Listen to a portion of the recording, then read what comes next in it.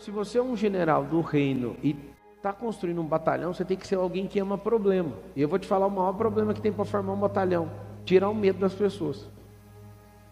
98% do mundo tem medo severo. Quando você tira esse negócio da pessoa, a pessoa ela tem um tesão pela vida. Ela começa a ter um tesão pela vida tão grande que ninguém acredita. As pessoas ficam indignadas. Porque uma pessoa destemida, anota o código assim, ó. Como parar alguém que não tem medo? Anota esse código. Como parar alguém que não tem medo? Essa é a pergunta. Como que para alguém? Como que detém alguém? Como que vence alguém que não tem medo? O diabo tentou fazer isso com Jesus, mas ele não tinha medo. Quando você vai enfrentar alguém que não tem medo, acontece o quê? Davi era um cara assustador, ele ia para a guerra, não tinha um pingo de medo de voltar morto. Quando você vê esses homens e essas mulheres, como a rainha Esther, não tem medo porque confiam no Senhor, já era. É muito interessante quando alguém fala que ama o Senhor, fala que é cristão e é carregado de medo. Não faz sentido. Se dependesse de mim, eu fosse controlar isso. O cristianismo não tem controle, você tem que saber. Mas se eu fosse controlar o cristianismo, eu só ia deixar validar o cristão se ele tirasse o medo de dentro dele. Porque o verdadeiro amor lança fora todo medo, e quem não tem medo cai para dentro com tudo, joga todas as fichas. Né, comando? Mas quem tem medo não. Quem tem medo é cheio de reserva. Quem tem medo é cheio de passo para trás assim, ó. E aí Gideão faz o seguinte: Gideão pede a ajuda do Senhor. O Senhor fala: quer mesmo me ajuda? Então, eu não sei se você sabe, você vai anotar aí. Toda vez que você pedir a ajuda do Senhor, você está arrumando um problema para você. É o problema de se você vai se sentir impotente para conhecer a potência dele. Toda vez você vai perceber o seguinte: essa potência do braço dele, não do seu suor. O seu suor tem um negócio interessante. Você soa quando muda a temperatura do seu corpo. Se você está parado, dificilmente você soa. Mas mudou a temperatura, começa a suar. As glândulas lacrimais, que é o suor dos olhos, só acontece quando tem alta de temperatura, ou na alegria ou na tristeza. Quando você está normal também, você não chora, você não soa pelos olhos. Isso tudo sobre o esforço humano é muito bom. Mas eu posso te falar, é 1% daquilo que você vai viver se você quiser governar e se você quiser de fato ser um general do reino. O esforço próprio é só para começar as coisas. Eu quero que você anote isso. O esforço próprio é para começar. Como eu já disse outrora, a graça de Deus não decola jato, mas empurra jato, empurra avião. Você tem que entender que a graça, ela é quando Deus pega alguém no caminho. Se Deus é um Deus de mover, não pega ninguém parado. Deus não cria o mover. Deus abastece o mover. Deus empurra o mover. Você tem que saber disso. Fala com a sua boca assim: eu sou um mover nessa geração. Só que Deus não te tira do lugar. Se Deus tirasse do lugar, todo mundo que é cristão tinha saído. Só que como ninguém sai, não tem mover. Então o mover faz o quê? O Senhor, Ele patrocina quem se move.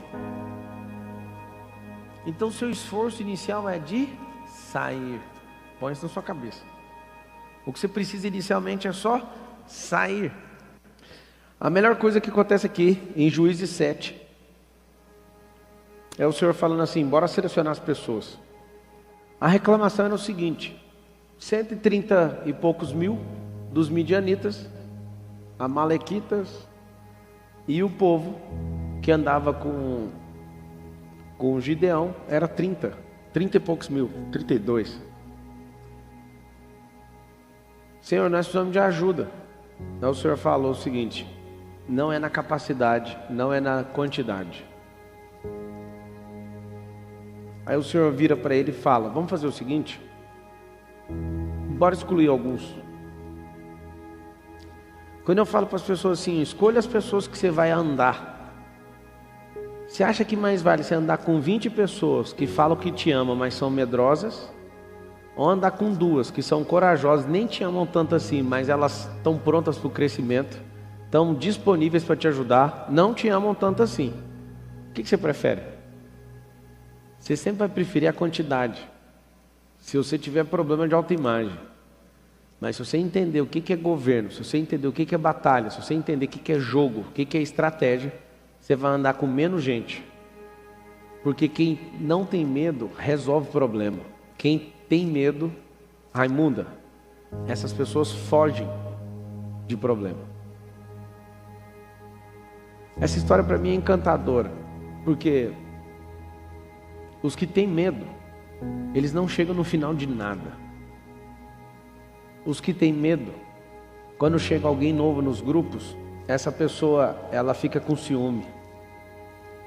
Porque se ela for livre e governante, o que ela quer é dar espaço para todo mundo, porque se todo mundo cresce, todo mundo avança junto. Mas a pessoa que tem medo, ela não deixa ninguém bom crescer perto dela. Como eu vi pessoas na vida, o tempo todo, com medo.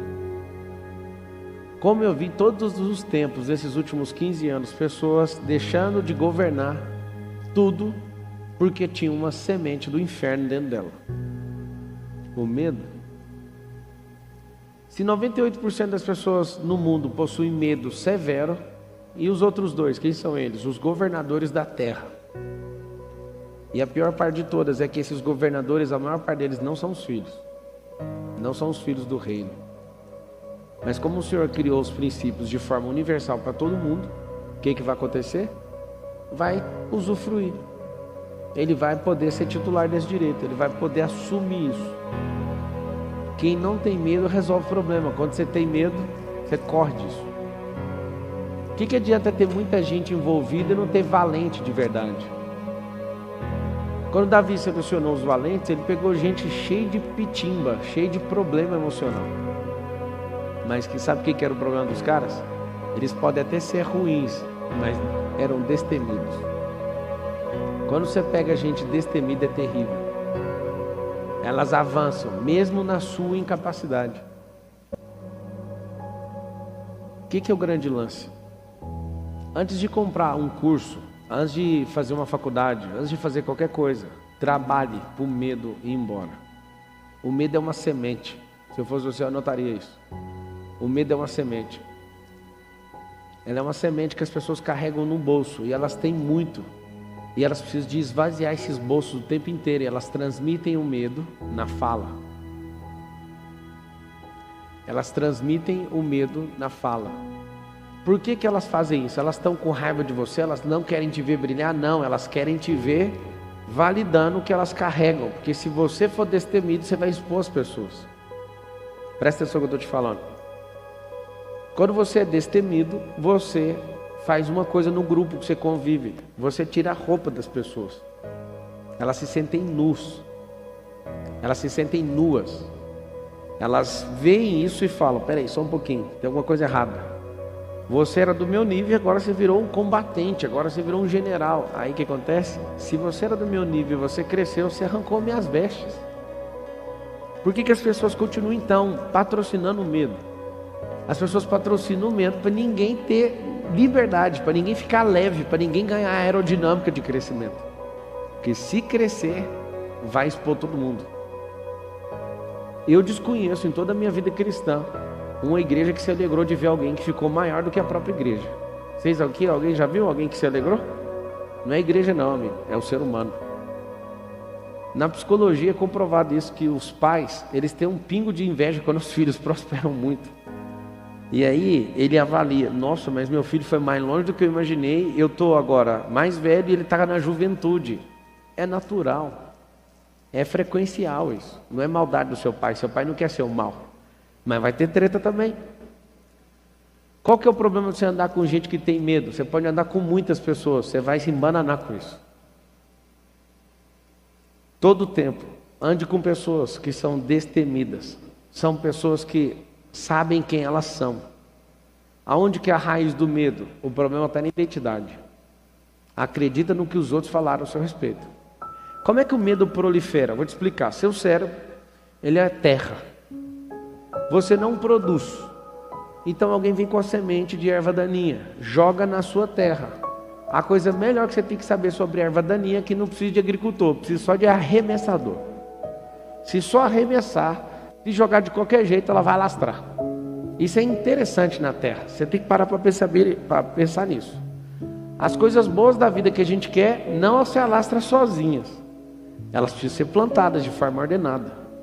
Mas o medo não, as coisas ruins não. As coisas ruins, elas precisam só ser jogadas, elas começam a se alastrar.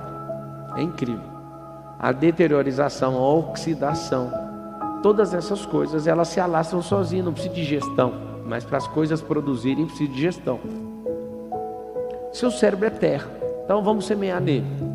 Você semeia numa terra, começa a produzir nessa terra. O que as pessoas que têm medo vão dizer? Elas vão falar, ó, não vai chover. Ó, cuidado com praga.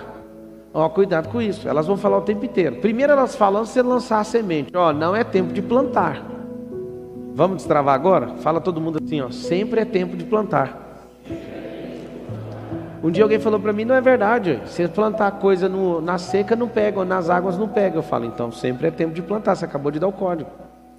Nas águas você planta semente que pega em água, na seca você planta semente da seca, mas sempre é tempo de plantar. Então anota o código, sempre é tempo de plantar, é só trocar semente, é só trocar espécie.